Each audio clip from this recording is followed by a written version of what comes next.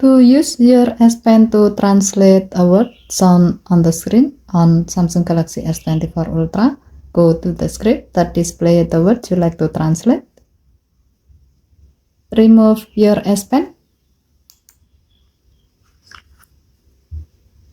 On the Air Command menu, tap Translate. If needed, you can change the source and target languages.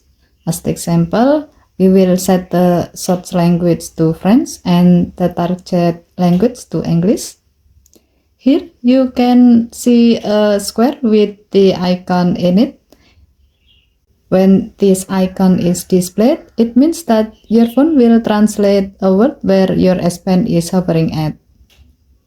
To start translating, hover your S Pen above the desired word.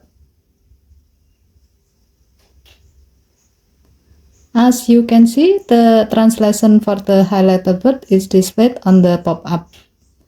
Tap play button to read the highlighted word in the search language aloud. Améliorer. Améliorer. Or you can tap copy icon to copy the translation for the highlighted word to the clipboard so you can use it in another app. Okay, thank you for watching. Please help to like and subscribe. Have a nice day.